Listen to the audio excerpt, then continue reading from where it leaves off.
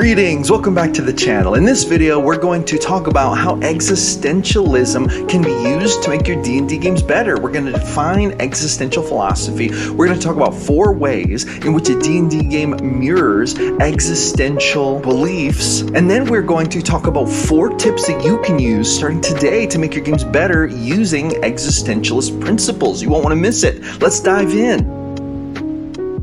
Good morning, friends. Welcome back to the channel. I'm the GM Philosopher, and today we're talking about existentialism as it pertains to D&D, especially how you can use it to better understand the game experience and to make it better for your players. Now, I began this channel wanting to talk more about D&D philosophy, and I'm going to start doing that, and existentialism is one of my favorite types of philosophy to talk about. Now, keep in mind, I'm no expert on this, but I do know enough to at least use it in my D&D games to help me make them better. Now, let's start by defining what existentialism is. And quick before I do this, smash that thumbs up button. It helps me to get my videos shown to more people, which is super cool. And then hit that subscribe button if you're interested in D&D content kind of like this. I'll bet you that some videos will come down the pipe that you'll love. All right.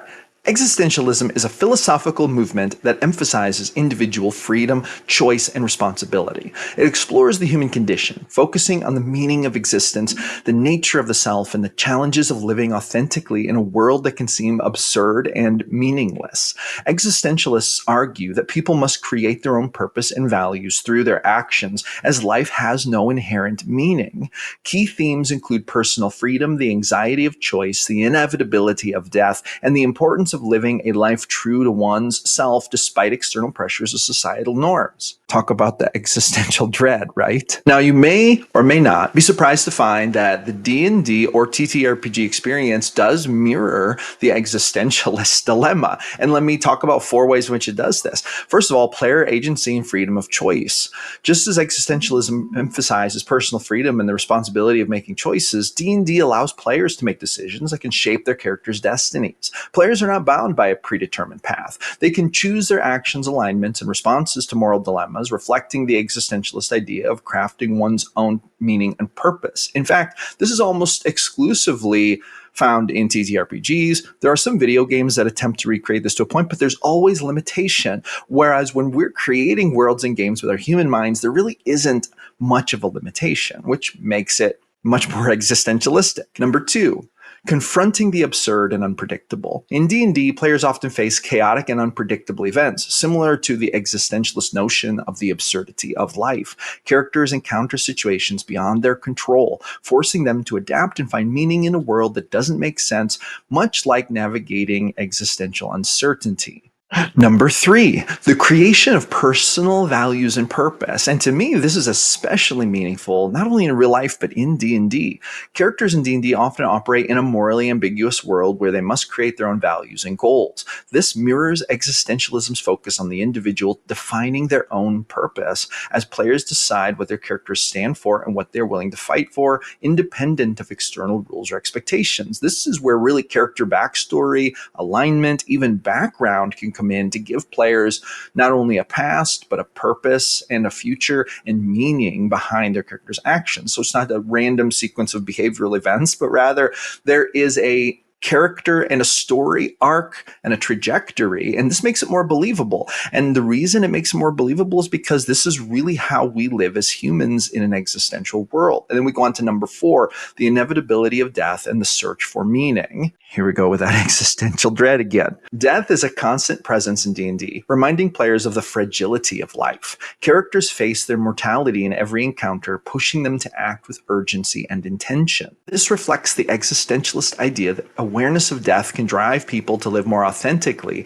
as characters must confront the consequences of their actions and the legacy they leave behind. The next question is, you know what, GM Philosopher? Yes, I handed to you these 4 things do show that D&D and TTRPGs have something in common with the real world. But you know what? How is this supposed to help me run a better game? This is a great question. And I've got 4 tips to specifically teach you, tell you, help to guide you in a direction of using existentialist concepts to actually make your games better and more enjoyable for your players. I have used these to great effect, and I believe that when we adhere to these 4 tips, our games are going to become better, and they're going to they're going to be more dreadful in an existentialistic sense, which is actually ironically good for the immersion and gaming experience you provide for your players, because we want a little bit of absurdity and we want fantasy, but for some reason we also have to have the dread. We need the terror of our existentialist existence to be mirrored in the games.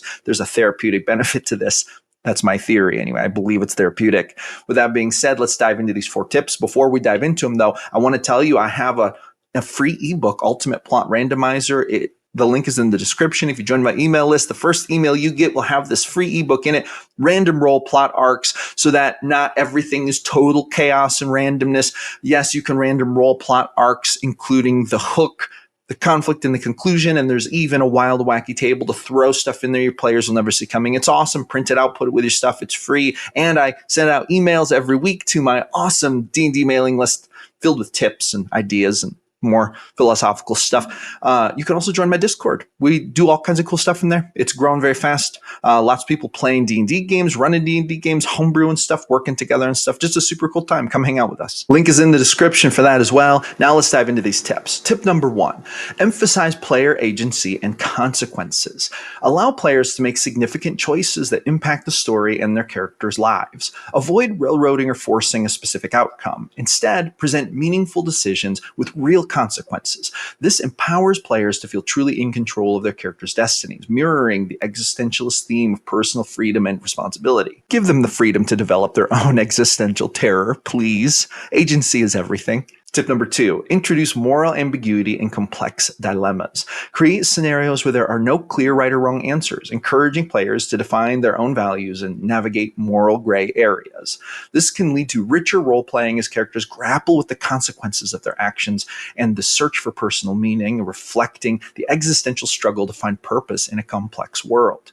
Number 3, highlight the absurd and unpredictable nature of the world. Oh, come on, like there's anything absurd going on in D&D, really. Design encounters and story arcs that challenge players' expectations and force them to adapt to unexpected events. By embracing the randomness and chaos inherent in the game, you can evoke the existential idea that life is unpredictable and it's up to the players to find their way through it. This adds depth and keeps the game engaging and dynamic. And then we come to tip number 4, incorporate themes of mortality and legacy. Okay, use the inevitability of death and those dreaded death saving throws and the infinite nature of characters' lives to inspire deeper roleplay. Encourage players to think about what their characters want to achieve, how they want to be remembered, and what kind of legacy they hope to leave behind. This can add a layer of urgency and introspection to the game, prompting players to act with purpose and reflect on their characters' journeys. And if you can get your players to do this, to act with purpose in the sense of like living through their character, you can get them to reflect on the meaning of their character's journey, you've got it made. You've won D&D. Congratulations. Because in games like this, people are going to have a good time. They're going to have a fun time. And if you inspire role play at your table that facilitates this kind of immersion, boom, you are a world-class GM and you deserve a trophy and a medal and snacks, lots of snacks for next game night. And that's going to be a wrap on this one. Hey, thank you all so much for coming by. I'm here almost every day creating videos about the best game in the world, D&D. So I will see you awesome people on the next one.